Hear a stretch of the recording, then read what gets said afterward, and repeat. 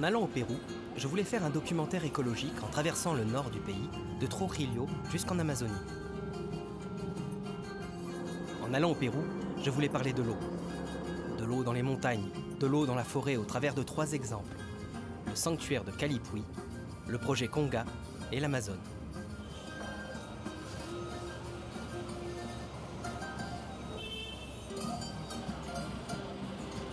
En allant au Pérou, Irène m'a quitté. Je devais la retrouver pour réaliser ce voyage. Ne pouvant pas changer l'itinéraire, nous allons nous croiser.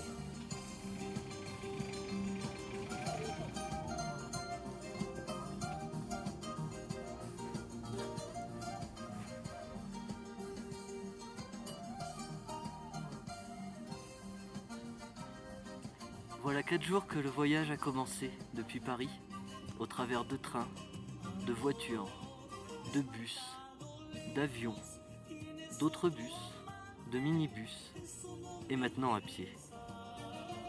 Il a fallu 4 jours pour arriver en Amérique du Sud, au Pérou, au sanctuaire de Calipui. Le Pérou est connu comme le pays d'Amérique du Sud et disposant des plus grandes immensités. Et ici, on y trouve la plus grande fleur du monde, la Puya Ramondi.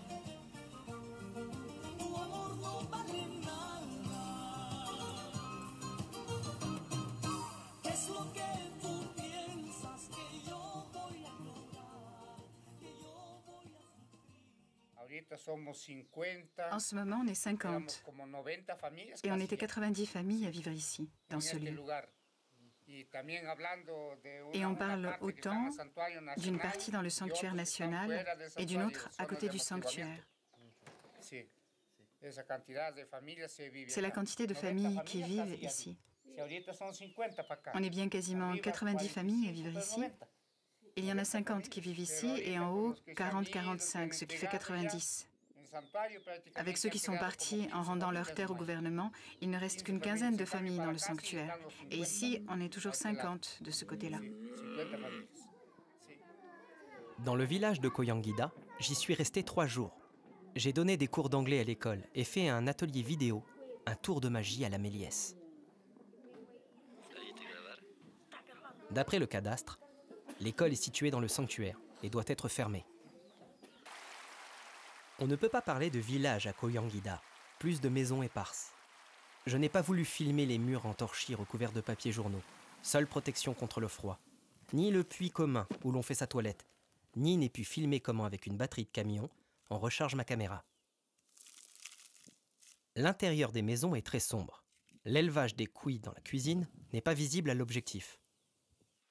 Je ne me suis pas senti légitime de filmer leur quotidien. Je voulais les faire parler de la pression faite par le gouvernement pour qu'ils quittent ces terres. Mais devant la caméra, ils n'ont pas voulu s'exprimer.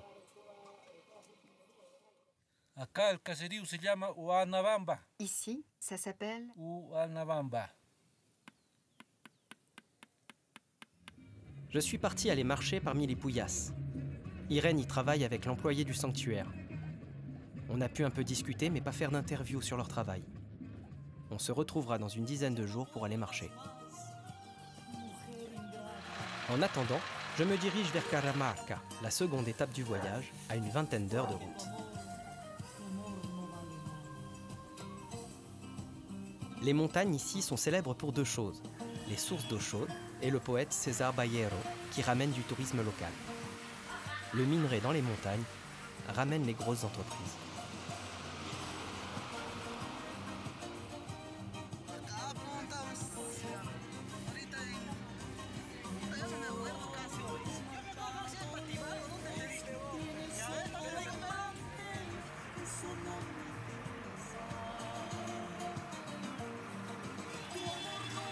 La route que je prends n'est pas touristique. Elle traverse différentes mines. Après une voiture remplie et un minibus conduit par quelqu'un de très jeune et s'endormant, j'arrive à Caramarca, célèbre dans tout le pays pour sa lutte contre les mines d'or et ses sources d'eau chaude datant de l'ère Inca.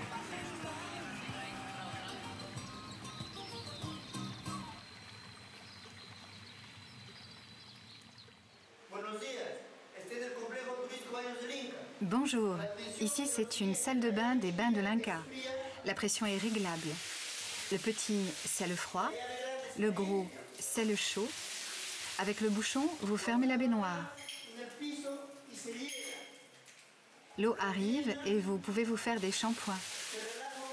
Et ça a des vertus. C'est très bon contre les rhumatismes, la grippe, l'arthrite et pour se sentir mieux.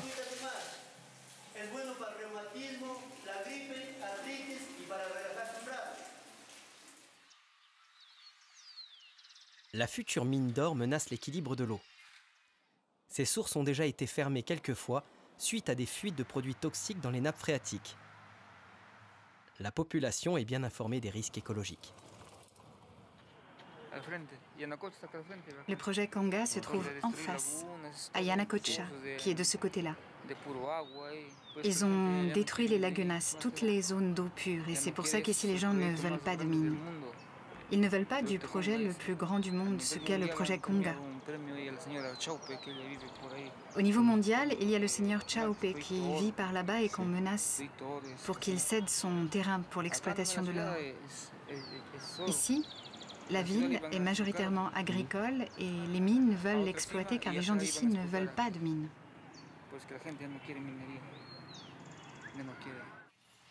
En changeant le commerce agricole en commerce minier, les entreprises sont sûres de provoquer un exode de la population rurale et donc des opposants au projet. La famille Chaupe fait figure d'emblème dans la lutte contre les mines. Maxima Acuña Chaupe et son mari luttent pour garder leur terrain à proximité de la mine et empêcher l'exploitation des lagunas. Ils habitent à côté de Santa Marta, à une dizaine d'heures de bus de Caramarca. En ce moment, ils sont en voyage aux États-Unis. Il est impossible de les rencontrer.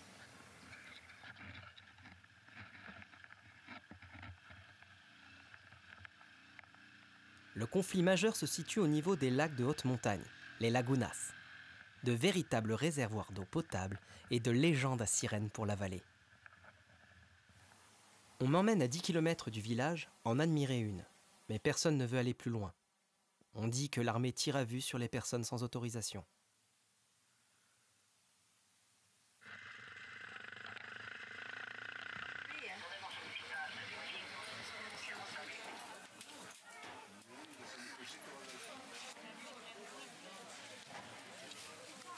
Santa Rosa est célèbre pour son marché, le plus beau de la région. Il a lieu tous les matins. La mine a bientôt fini de construire le marché couvert pour libérer la route aux camions toute la journée. L'école a lieu dans les différentes maisons du village.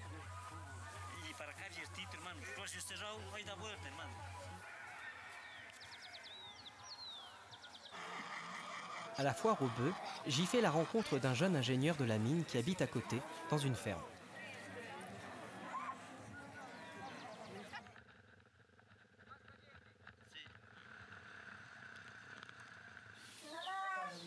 Son père, polygame, a autant de femmes que de fermes et ses enfants y travaillent.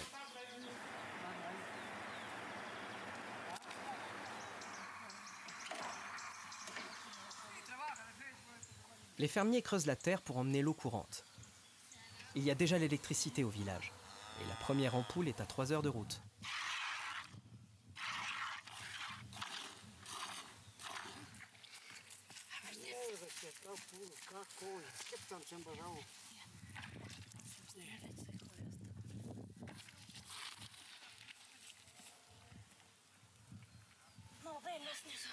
Pour implanter une mine dans un territoire, on procède toujours de la même manière. On choisit une population sous-développée en lui promettant du travail, l'eau courante, l'électricité, l'école.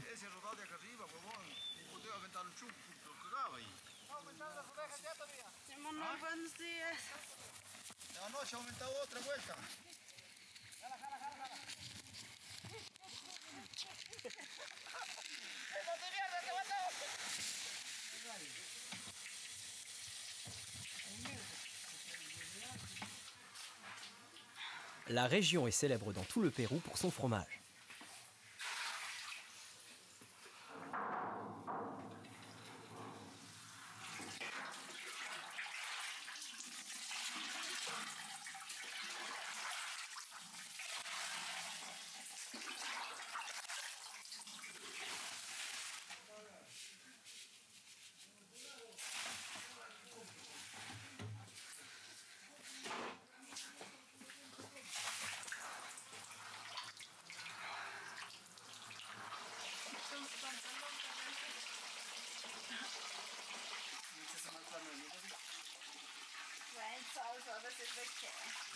Voilà 20 ans que la mine a commencé son activité et le développement de la région.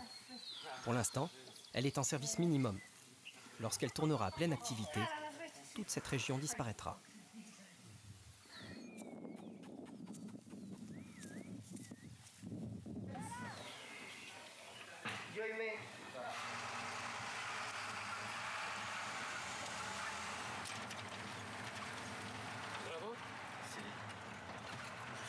Je reprends la route en camion à fromage d'abord, puis en bus jusqu'à Chachapoyas, la première ville de la forêt amazonienne, 21 heures de voyage.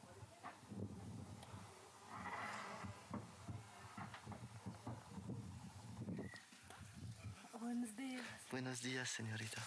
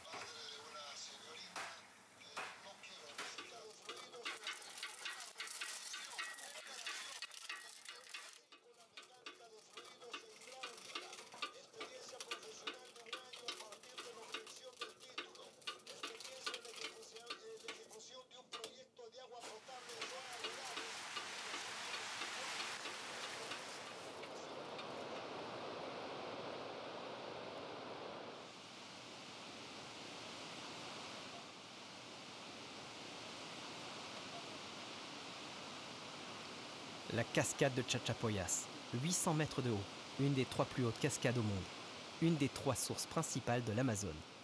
À ses pieds, il souffle un cyclone provoqué par la puissance des esprits, s'écrasant sur les rochers.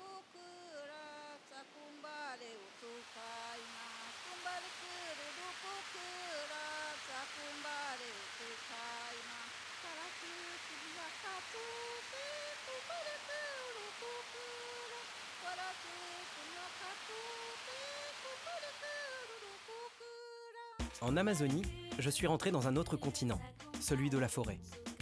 En Amazonie, j'ai dit adieu au bus et bonjour au bateau. En Amazonie, Irène est partie en pirogue voir un village. Sur le port de Yurimaguas, 2 Français m'ont donné une adresse pour aller dormir dans la jungle vers Iquitos, la capitale. J'ai pris le bateau pour Nauta. 3 jours de fleuve. Durant la croisière, j'ai filmé des dauphins gris, des tonnes d'ordures déversées dans l'eau, et on m'a volé ma caméra principale. Qu'à cela ne tienne.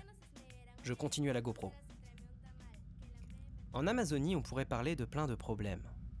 La déforestation, le trafic d'organes, les vidéos pédophiles, l'industrie pharmaceutique, le braconnage, les mines, la drogue, l'ayahuasca, l'impuissance des ONG et j'en passe. J'ai choisi ceci.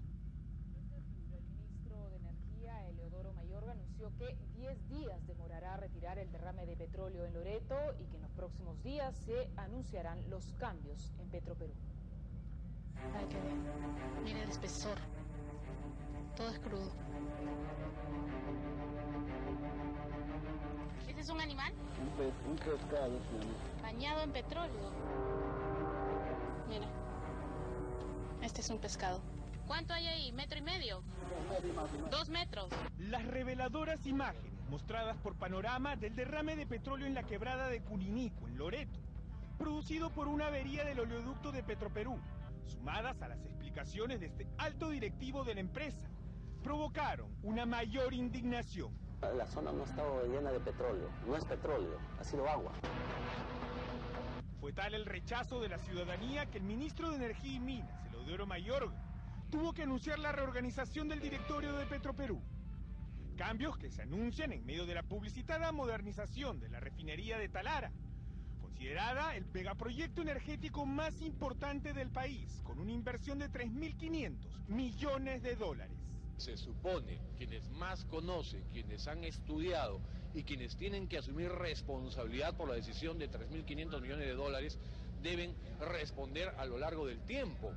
Y hoy Lo que vamos a tener es que entrará un nuevo directorio donde dirá yo no sé nada, yo no respondo nada. La otra cara de la moneda es la terrible situación de la quebrada de Cuninico, con una tubería con más de 39 años de antigüedad que en cualquier momento podría generar otro desastre ambiental, sumado a que Petroperú contrató para la limpieza del área a menores de edad. Es el Estado que se vuelve explotador, no solamente empresario, sino un mal empresario. Y por lo tanto me parece muy bien que haya una remoción total de Petroperú, que es inaceptable que pueda el Estado mismo depredando la naturaleza de esa manera, ¿no? Agua, tierra, vegetación y animales completamente afectados en un área de más de 4 kilómetros, con espesas capas de crudo, que según el propio ministro, será limpiada en pocos días.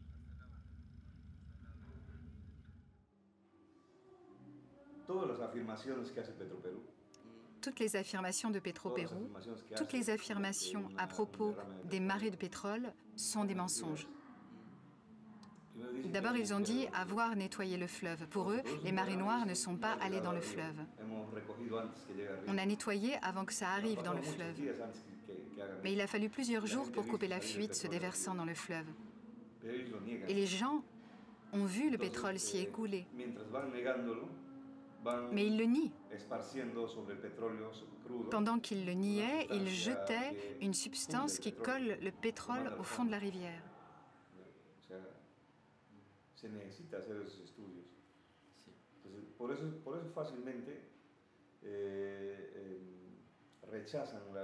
On a besoin d'études. On pourrait facilement écouter les versions de la population, mais elles n'ont aucun fondement scientifique. Ils ont des démangeaisons sur la peau ou des douleurs à la tête qui proviendraient du pétrole. Ils ont des problèmes respiratoires et de la toux. Et eux, ils disent oui, mais ce n'est pas notre faute.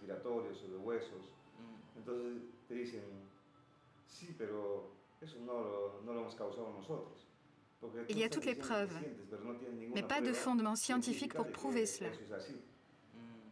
Et qui voudrait enquêter là-dessus? S'il y en a qui essaient, on les sort.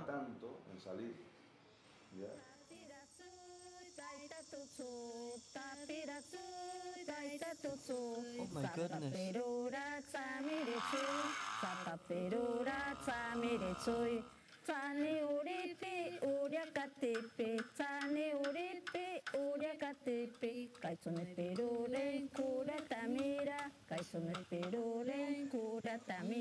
Les habitants de Cuninico sont des Kokama.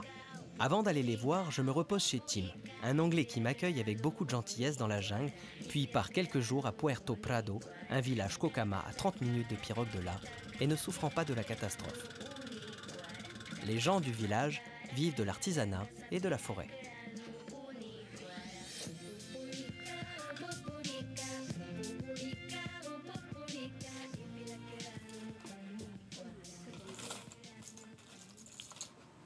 Todo está con plantas medicinales. Está el ojé, está la maciza, está la pachaca.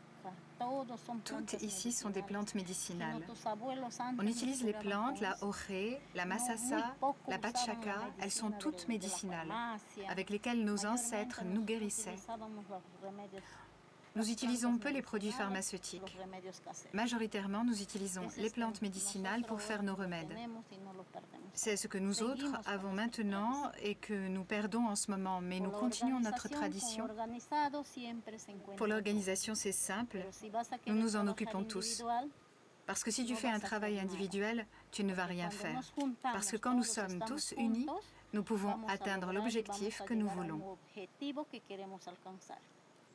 Le pelas, bien peladita la corteza, vas a sacar por donde sale el sol y por donde oculta el sol. Entonces esto le picabas en una bandeja. Il faut bien couper l'écorce là où il y a du soleil. Puis on prélève une bande que l'on met à tremper dehors toute la nuit. Et au petit matin, on donne un bain pour la personne ou l'animal qui se sent malade pour lui faire sortir sa fièvre intérieure.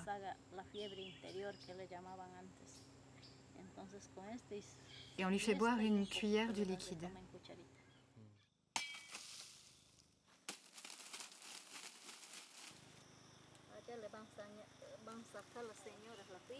No piensa, solamente piensa en el presente. On ne pense pas. On ne pense qu'à sa personne, on ne pense pas au futur. Que vont devenir nos petits-enfants? Comment va-t-on faire pour nos enfants? Que va-t-on leur laisser à nos enfants et petits-enfants? Parce que nous sommes agricultrices, mères de famille, et nous n'avons pas de travail. Et ça, c'est l'héritage que nous allons laisser à nos enfants, nos petits-enfants qui sont ici. On doit vivre avec nos enfants et nos enfants vont continuer comme nous, comme avant. C'est ce que nous voulons.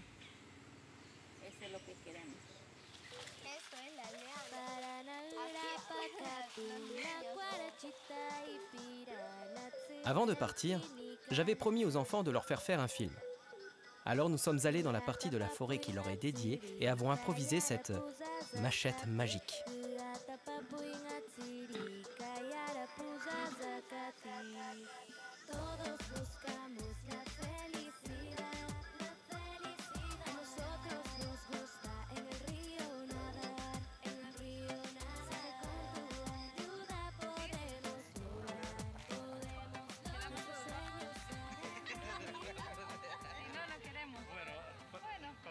Cuñinico. Alors que j'arrive, une communauté scientifique de l'ONU espagnole s'en va après avoir fait différents tests sur l'eau et le sang de la population. Ils en concluront qu'il y a bien un empoisonnement, mais que le lien avec la marée noire n'est pas évident. Les peuples d'Amazonie vivent avec l'eau. Ils s'y baignent, la boivent, irriguent leur culture et y pêchent leurs poissons. Le soir, une grande partie du village s'est réunie dans la salle des fêtes et ont décidé d'accueillir mon projet et de m'aider.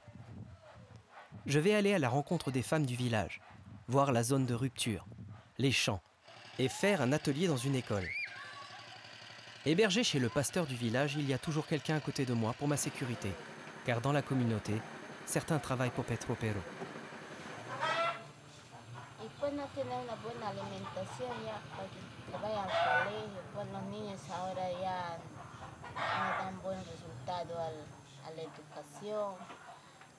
Il est important d'avoir une bonne alimentation. Maintenant, quand nos enfants vont à l'école, ils n'ont pas de bons résultats.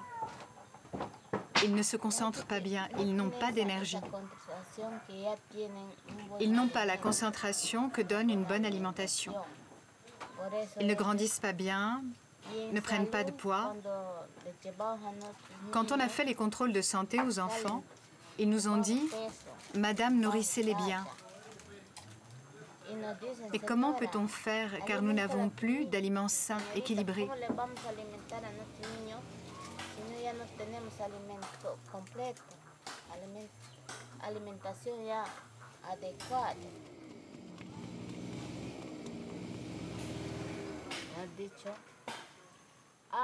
On a faim, plus que tout, faim et soif. Parce que les légumes et les poissons, il n'y en a plus. Et ce qu'il y a, on ne peut pas. Les papas sortent pour aller pêcher, reviennent bredouilles. Nous autres, attendons qu'on nous ramène 3 patates et les enfants pleurent de faim.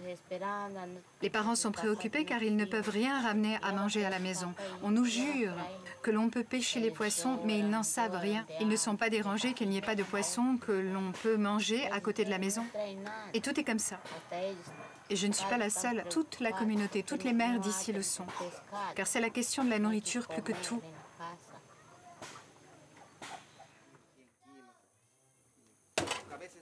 C'est un poisson très grand, jusqu'à 17 mètres de long.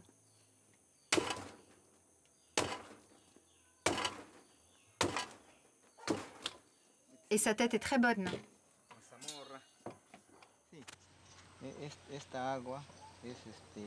Está mezclado con metales pesados, porque por acá pasaba el petróleo, por acá salía del río Marañón.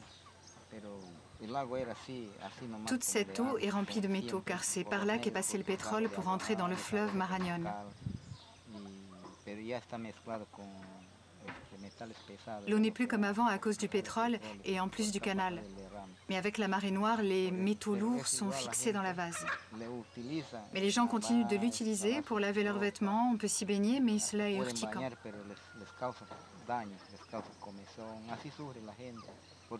Mais on est obligé car on n'a pas plus d'eau.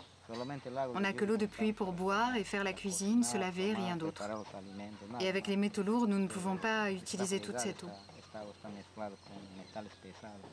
y ya no podemos utilizarle.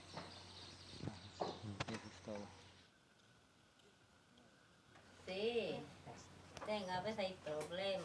Avant, on avait peu de problèmes. Et avec l'accident, les soucis ont augmenté de manière exponentielle. Je l'ai vu avec mes enfants qui se sont mis à avoir des diarrhées, à vomir, de la fièvre, des commotions quand ils allaient se baigner à la rivière, comme un coup de soleil. Ils ont des pertes d'équilibre, des douleurs à la tête. Parfois, ils ont des douleurs musculaires. On a été contaminés. Ils ont eu les intestins enflammés quand j'ai cuisiné mes choux arrosés avec l'eau et le poison était passé par la plante. Quand je l'ai cuisiné, cela m'a contaminé. J'avais comme un goût de venin dans la bouche.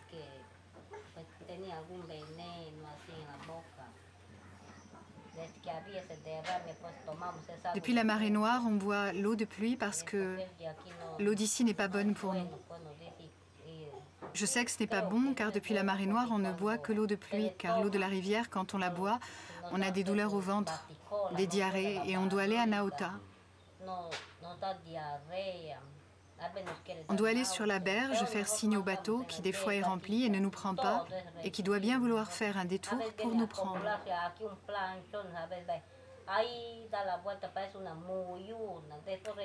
Car tout autour d'ici, il n'y a rien, tout est contaminé, il n'y a plus que du teck. Voilà pourquoi on utilise l'eau d'ici que pour laver nos assiettes. Et pour cuisiner, on utilise l'eau de pluie, car c'est rare que l'on utilise l'eau d'ici.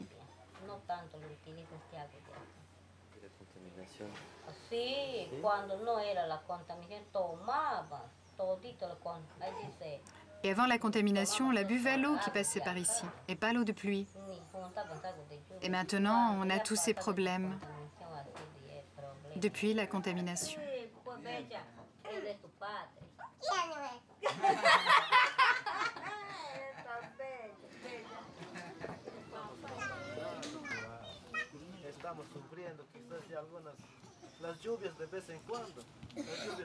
Nous sommes contaminés. On souffre de tout. La pluie arrive quand elle veut. L'eau ne va pas tomber tous les jours. Elle tombe une fois de temps en temps, une fois par semaine. C'est à peine pour s'hydrater.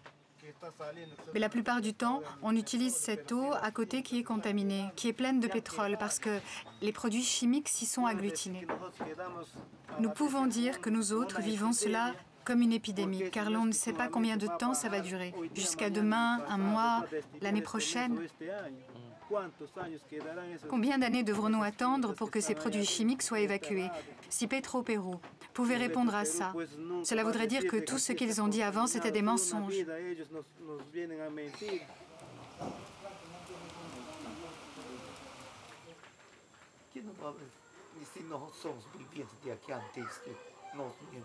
Ici, on ne vit plus comme avant. Ils ne peuvent pas dire qu'il n'y a rien.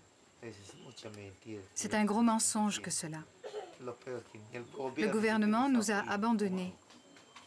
Et la région aussi. On nous a pris pour des poules d'eau. Notre champ est juste à côté, on ne peut plus l'arroser avec l'eau d'ici. Notre riz, notre sucre, tout ce dont on a besoin, on ne peut plus l'utiliser.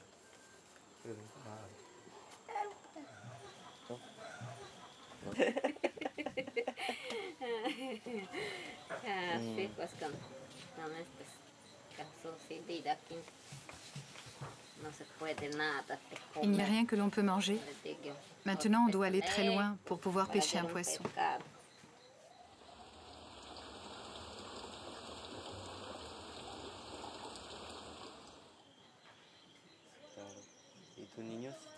Et tes enfants ne sont pas malades?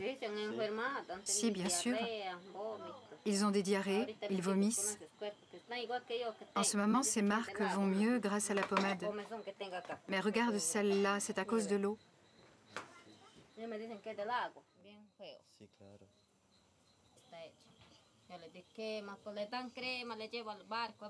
Tu vois, le bateau qui t'a amené, des fois, il amène de la crème. Mais ça ne fait pas grand-chose. Maintenant, regarde à quoi ressemble son visage.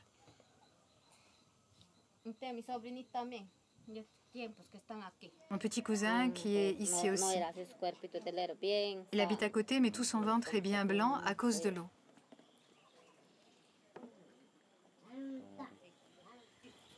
Y no sé qué, quizás pues le sale de ahí también cabe. Así para su ojo chiquitita, para así con los goles. Dice, se hace adentro bien herida. Elle a aussi plein de points blancs sous les yeux car ça rentre dans les lacrymales. On lui donne des pastilles, mais bon, on ne sait même pas ce que ça lui fait. Mais elle doit aller à l'hôpital.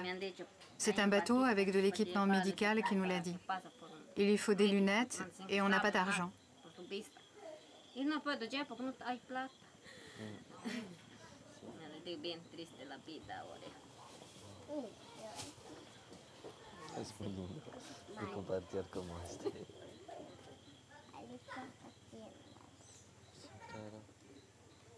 Et ici, il n'est jamais venu de médecin. No, no viene. No crece porque para ella se siembra. Solamente el pal de yuca se cosecha.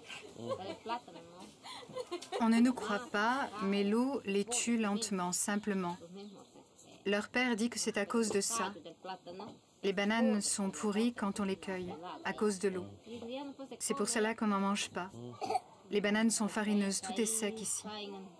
On les laisse choir sur le sol.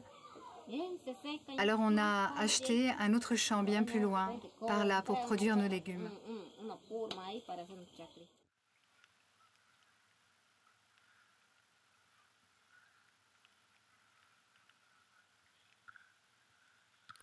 Vous ne pouvez pas sentir l'odeur acide et d'égout partout dans le village. Vous ne pouvez pas entendre le bruit de tout, constant, présent, où que l'on soit dans le village.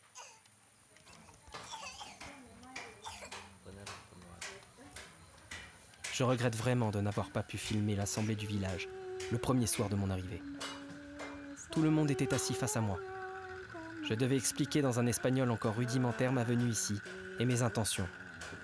Le village a applaudi et 5 volontaires ont décidé de m'accompagner au point de jonction, là où a commencé la catastrophe.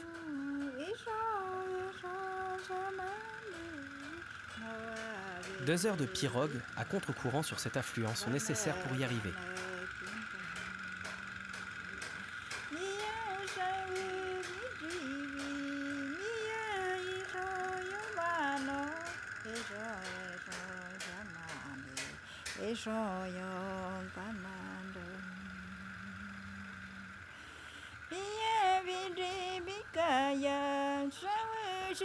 Ici, c'est l'ancien port où ils chargeaient le pétrole encore récupérable.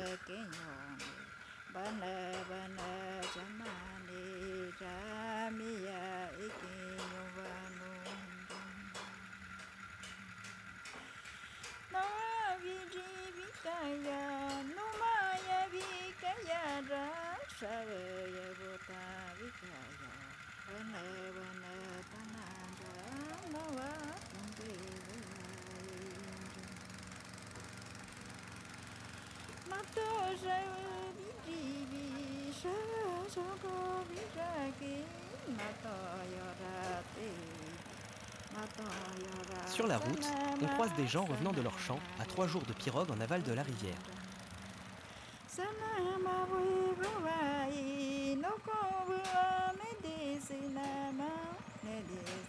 Avant d'entrer dans le bras artificiel, il faut se signaler au poste de surveillance, une pagode avec un garde, un papayer et un pied de piment.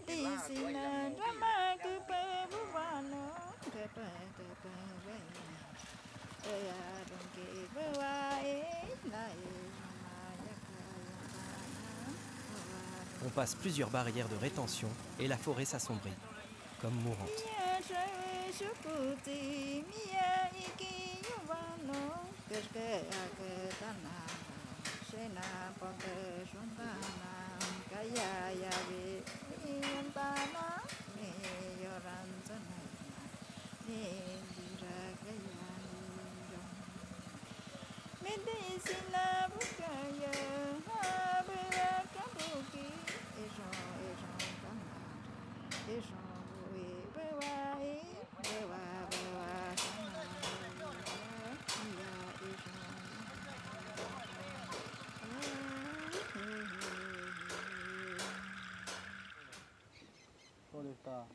contaminado de petróleo adentro. Está sentado con el producto que le han echado, con la química que le echaron, hacían sumirle. Ce qui est ici est contaminé.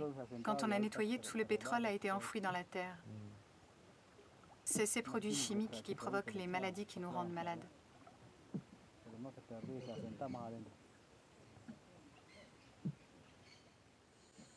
Le tube est dans l'eau. Et il est à l'intérieur, oui.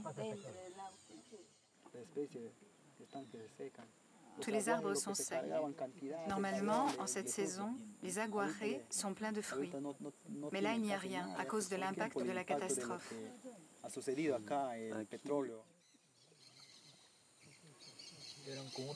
Eran como unas bombas que le hundían al crudo.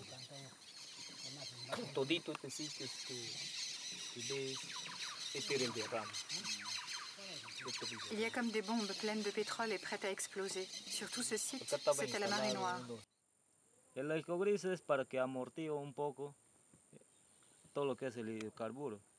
L'escrogriffe sert à amortir un peu les hydrocarbures. Mais ce n'est pas suffisant pour les éliminer. D'ici à 500 mètres, il y avait un aéroport avec un centre de carchérisation pour récupérer cet hydrocarbure en les arrosant d'eau chaude et froide.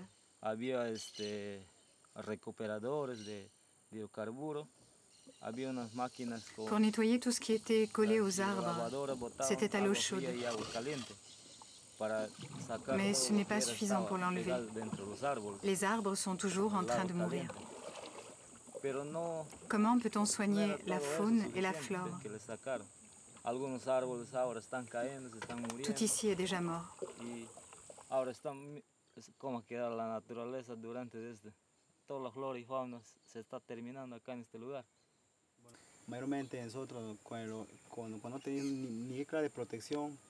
On n'avait pas de protection et des démangeaisons sur la peau. On n'avait aucune protection respiratoire, des taches sur la peau.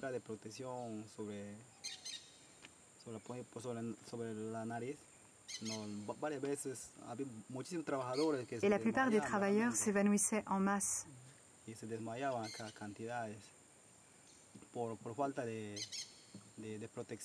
Nous n'avions pas de connaissances là-dessus.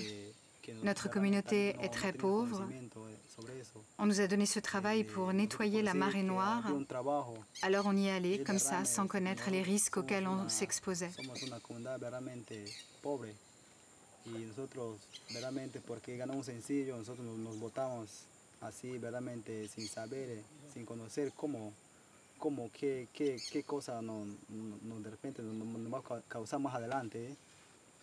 Et la vérité, c'est qu'aujourd'hui, les travailleurs de Cuninico sont malades.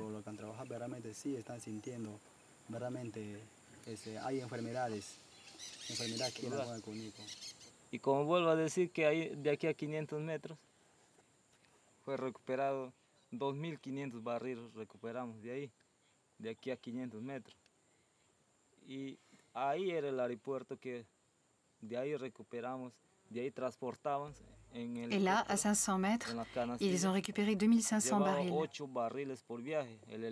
Et à côté, il y avait l'hélicoptère qui transportait 8 barils par voyage jusqu'au bateau.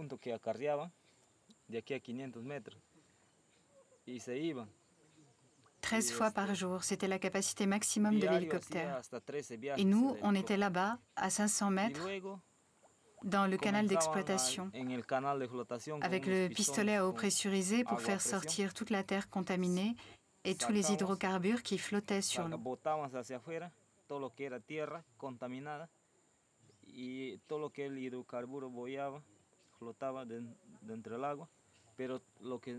Mais on ne peut pas enlever ce qui est déjà rentré. Ils disent qu'il y en a encore 10% dedans. Ils en ont enlevé 90%. Mais il y a toujours des hydrocarbures ensevelis dans la terre. Comme l'ont dit certains inspecteurs des eaux, tout n'est pas terminé.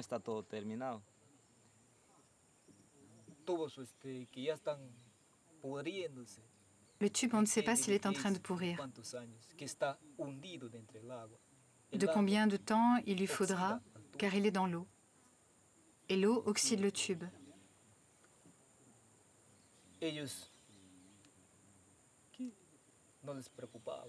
Eux ne s'en préoccupent pas. Ils ne se soucient pas de la marée qui est là. Eux ne viennent pas ici, voir le tube qu'ils ont installé.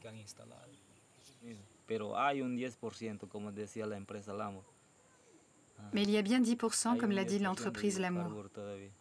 Il en reste encore, mais Petroperú dit qu'il n'y a rien. Mais nous avons conscience qu'il y en a pour des générations de ce pétrole enfoui dans la terre.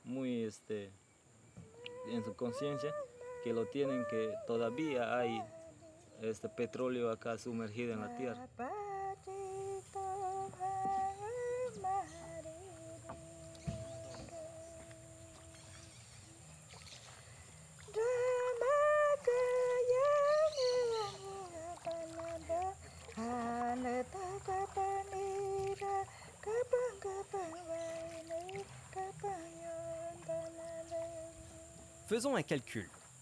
Ils ont transporté 2500 barils de pétrole. La capacité d'un baril de pétrole est de 159 litres. Ils ont donc emmené 397 500 litres de pétrole et laissé 10% sur place, soit environ 40 000 litres de pétrole qui se vident lentement, en ce moment, dans l'affluent. Et on ne prend pas en compte les litres non exploitables et les 3 jours de déversement direct. Je vous laisse imaginer l'acidité de l'eau.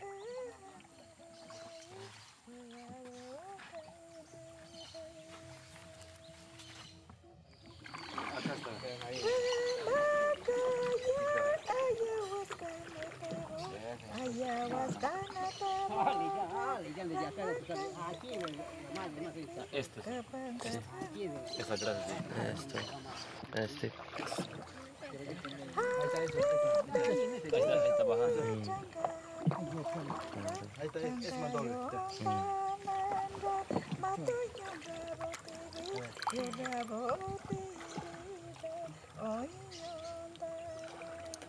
No hay contaminación. Et il n'y a pas de contamination. Sí hay. Sí, claro. Mucho.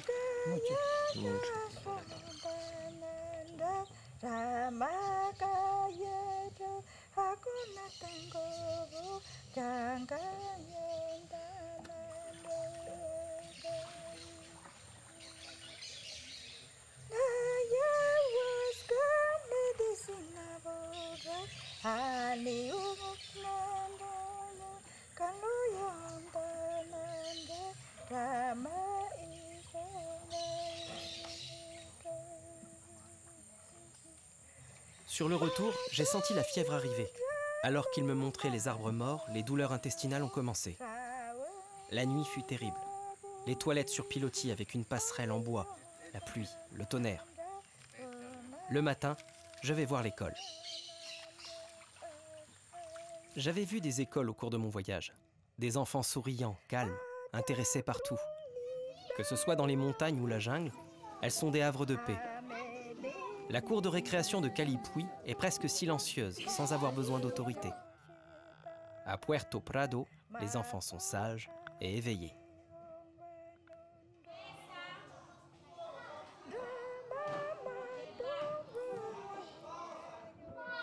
Les problèmes des enfants sautent aux yeux en classe. Certains sont debout car leur vue faiblit. Beaucoup parlent fort car la surdité les guette. D'autres sont affalés sur la table ou ne parviennent pas à se concentrer car ils ont faim.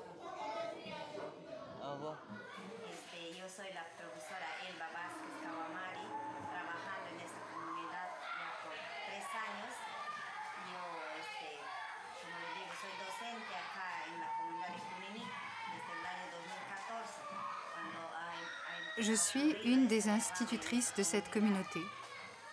Je suis là depuis 3 ans et j'étais là en 2014. J'ai vu les conséquences de la marée noire sur cette communauté. Avant la catastrophe, le village était tranquille, mangeant de tout et ayant tout à proximité. Les légumes, les poissons, les animaux. Avec la catastrophe, les conditions sont devenues lamentables, et surtout pour les enfants de cette communauté. Maintenant, nous devons être sûrs du poisson que nous mangeons pour ne pas être contaminés. Nous sommes aussi contaminés par le fleuve et vous nous dites que le fleuve est sain, mais l'eau ne l'est pas. Moi, par exemple, depuis les 3 ans que je vis ici, je ne bois pas l'eau du fleuve. Je récupère l'eau de la pluie et je mets du chlore dedans. Les organisations disent qu'il n'y a rien à Kuniniko, mais je leur assure que oui. Il y a des contaminations à Kuniniko. Ici, il y a beaucoup d'enfants. Ce ne sont pas des cas uniques. Il n'y a plus de travail, donc ils ne peuvent pas avoir l'alimentation recommandée par le ministère. Les enfants mangent des aliments pauvres parce qu'il n'y a pas de travail, pas de production. Et c'est très significatif de la communauté du village. Nous devons toujours manger des légumes et du poisson, mais nous ne pouvons plus le faire comme avant en allant pêcher, bêcher, chasser. Et la quantité de malades augmente. Il y en a déjà eu beaucoup qui sont tombés malades. Il y a beaucoup de gens malades ici et ils doivent aller à l'hôpital jusqu'à Iquitos. Les gens sont passifs, mais ils ont la patience et la patience a ses limites. Tout peut arriver et ils ne peuvent pas partir. L'argent de Petropérou n'a pas aidé les gens à vivre ni à partir, car ce que les gens d'ici veulent, c'est juste vivre comme avant.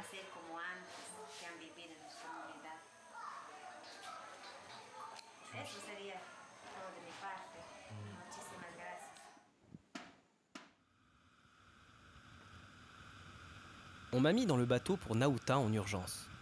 Je n'ai pas pu filmer les champs séchés, les personnes malades ni l'absence de fosses septiques, ou encore aller à leur nouveau champ à 3 jours de rivière. À Nauta, je passe 3 jours à l'hôpital, rien n'y fait. Les nuits, je les dors à l'hôtel Baba House. Diana, la gérante, m'a accueilli, me conduit à l'hôpital tous les jours et m'a préparé un lit. Depuis mon arrivée à Nauta, elle m'a toujours aidé dans mon projet. La première nuit, je perds du sang par les selles, bien plus d'1 litre à en juger par le nombre de seaux que j'ai vidés. Je vais à l'hôpital la journée. On m'injecte différents coagulants pour arrêter l'hémorragie intestinale. Au bout de 3 jours, je retourne chez Tim dans la jungle. Mon état empire.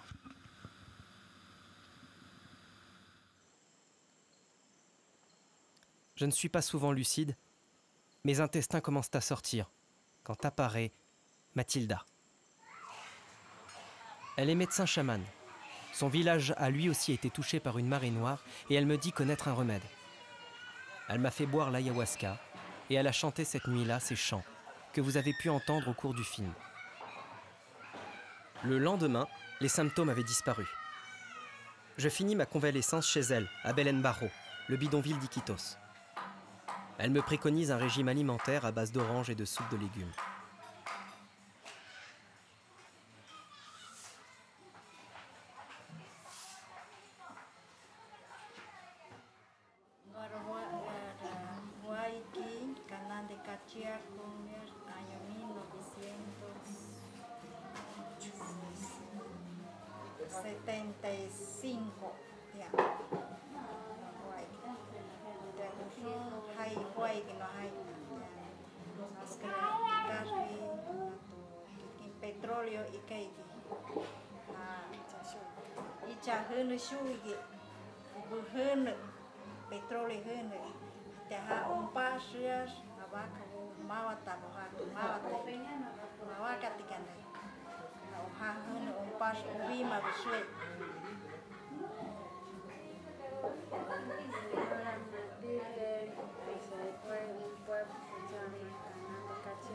Il y a 20 ans, on a eu cet accident de marée noire et il s'en est suivi une vague de contamination.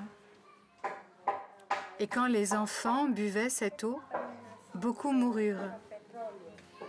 Et sinon, ils mouraient de déshydratation car l'on ne pouvait pas acheter de l'eau. Et avec ce manque d'argent, les plus jeunes et les plus vieux moururent de douleurs à l'estomac, fièvre, diarrhée, puis de faim. tenían plata, por eso los muchachos, los bebitos, no sea viejo, contaminaban, morían de muchas enfermedades, dolor de estómago, vómito, diarrea, fiebre, pálido, eso era. Et quand on est allé travailler au champ, ce fut les plantes, à cause de l'eau du fleuve. Et c'est pour ça qu'elle s'est mise à la recherche d'un remède pour guérir ce mal du pétrole. Et elle l'a trouvé, et maintenant elle peut soigner les malades dans le village, qu'ils soient adultes ou enfants. Mais il y a toujours beaucoup de contamination.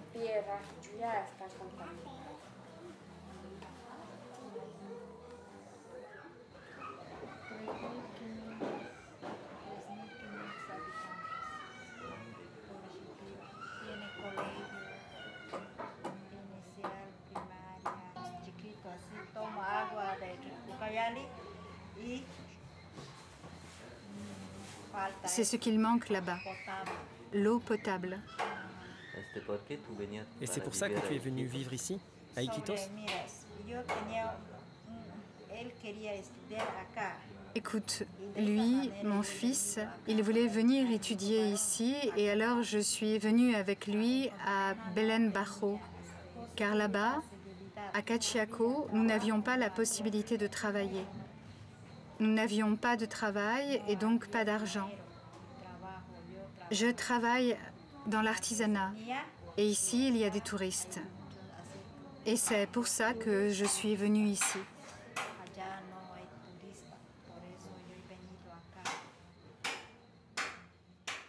Mi nombre es Wilson Teddy, yo soy de la comunidad canal de Cachiaco. Je suis Teddy, je suis de la communauté de Cachiaco. Et quand j'étais enfant, j'ai bu cette eau du fleuve Yanacocha. Et alors ont commencé mes diarrhées de la contamination. Cela s'est enflammé, alors on m'a ouvert ici pour m'enlever la partie contaminée. Si tu prends l'eau, tu prends la fièvre, beaucoup de diarrhée. Tu vomis à cause de la contamination, de la marée noire. Et c'est pour ça que l'on m'a opéré, car j'étais malade, mourant.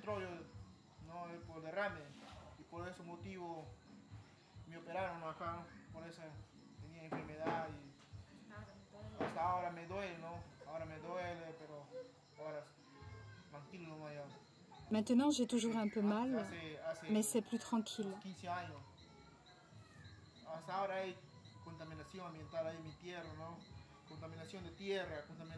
Par contre, ma terre est contaminée. Mon eau est contaminée. Le poisson est contaminé. Et l'on doit tout acheter car tout ce que nous produisons est contaminé. C'est dans la terre cette contamination au pétrole. Les paysans sont toujours malades, avec de la fièvre, des vomissements, des diarrhées, et ils meurent au bout d'un moment. Beaucoup moururent à force de boire cette eau contaminée. Les jeunes aussi, à cause de la contamination, et nous ne savions pas quel était le motif de cette pollution environnementale. Nous ne comprenions pas d'où cela venait. Mes cousins aussi moururent, mes cousines, mes grands-parents, à cause de cette contamination.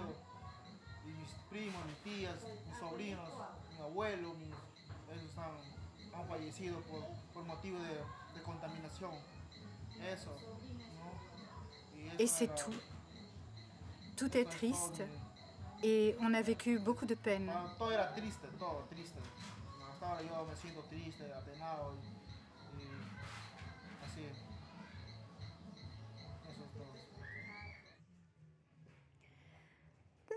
En une semaine, j'ai perdu 17 kilos et mis plus de 2 ans avant de retrouver une alimentation normale. Et à ce jour encore, je ne suis pas à 100%. Coninnico n'est pas un incident isolé. On déplore des dizaines de communautés dans le même cas, au Pérou, en Équateur. Et les marées noires continuent toujours en Amazonie. C'est à la suite de la maladie de son fils Teddy que Mathilda a trouvé un moyen de guérir ce mal.